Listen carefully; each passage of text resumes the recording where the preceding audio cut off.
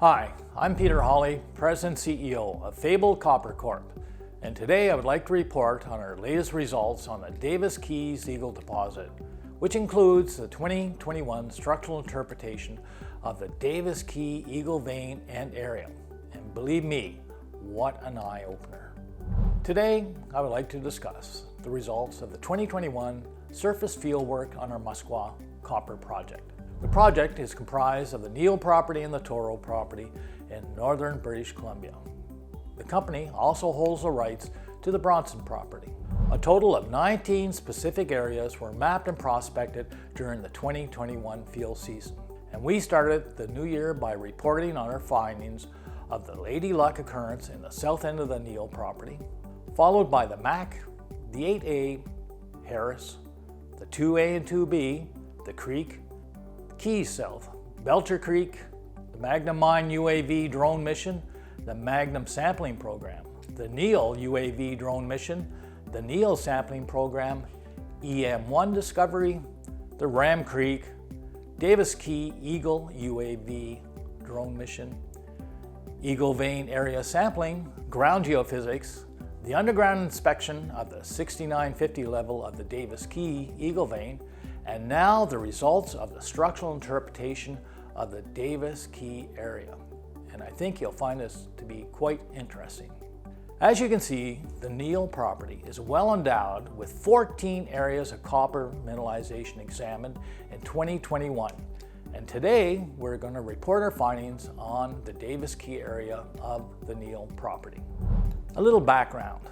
Minor follow-up exploration activity took place during the 1950s and early 1960s, with activity significantly increasing during the late 1960s and early 1970s. This work resulted in the recognition of numerous copper occurrences within the Neil property, the most significant of which is the Magnum vein, which was operated by the Churchill Copper Company, the Eagle vein, which was developed and referred to as the Davis Keys, and in addition, the Lady vein system at the Lady Luck occurrence also received some minor underground development work from 1969 to 1970.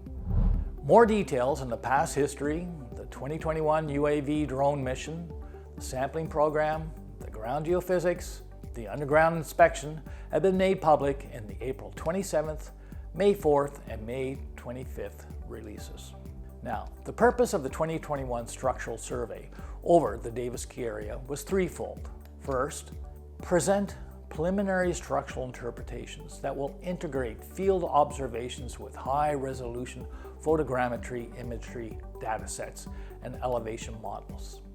Number two, review structural data collected at each of the two occurrences.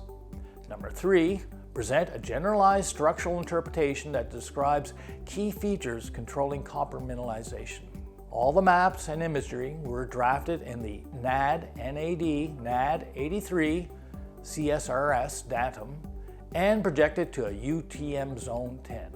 A Google Earth TM.KMZ file also performed, which performed and provided geotagged photographs taken at each mapping locality on the Eagle veins. Note I say veins. Coverage was restricted to the western slopes in the vicinity of the historical switchback road construction over the veins during historical development and mining. A total of 71 structural measurements of bedding, cleavage, fold axis, and veins were taken, and 49 stations geotagged and photographs documented. Key features at each locality were reviewed. All mapping data was presented on high-resolution orthomosaic imagery and available for the site. In addition, additional elevation data was used to create a series of hillshade models generated at different sun azimuth angles. The different sun azimuth angles aid interpreting the local and location of key structural features, including folding, bedding, form lines, vein faults, and potential thrust faults. The orthomosaic was also reviewed in 3D to better understand the location of veinings and folding present in the Davis Key target area. Lineament interpretations were carried out to better understand the location of faults within known copper mineralized zones. and stratigraphic contacts were not mapped with enough confidence to be generated on a lithological map for the area. However, 2 main stratigraphic units were observed. As you can see, numerous sized, discrete quartz iron mineralized veins were mapped and detailed. And in addition to mineralized veining, 2 other types of mineralization were observed, as you can see. That is, number A, quartz sulfide mineralized breccia with a siltstone host, and number B, sulfide vein network within a siltstone unit. And in addition, mineralized quartz carbonate veining overprinted by compressive deformation associated with regional thrusting was encountered. The results of the structural studies clearly defined 3 preferred structural corridors, one of which corresponds to the underground Davis Key Eagle Vein workings. At this time, not enough work or observations have been made to determine if there is an association with the mineralized veining and diabase dikes.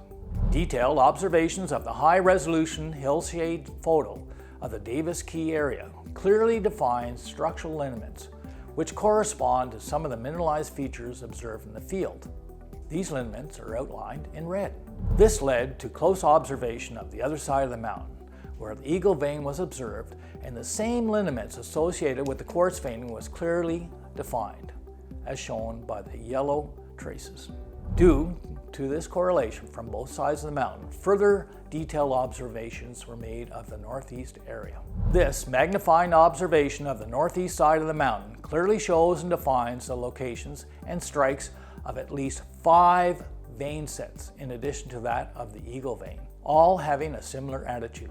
The veins are outlined in a red trace. Looking at the structural kinetics, we see both the macro scale, or the big picture, of the slippage between vein sets, and the same movement in micro scale in the vein and related mineralization. So, going forwards, all the various types of surveys performed on the Davis Key area, from surface sampling to geophysics, and now the structural survey study, all come to one general conclusion. The Davis Key area is composed of numerous mineralized vein sets within a clearly defined structural corridor, of which the Eagle Vein is only one that has seen extensive concentration of work, both on surface and underground, and little to nothing is known about these other mineralized vein sets. The 2022 Field Exploration Program will follow up on these important findings, but in addition to this, the Davis Key area is Fabled Copper's first priority drill target to test the multi-vein sets encountered during the 2021 exploration program. Follow us as we explore for fabled green copper in northern British Columbia.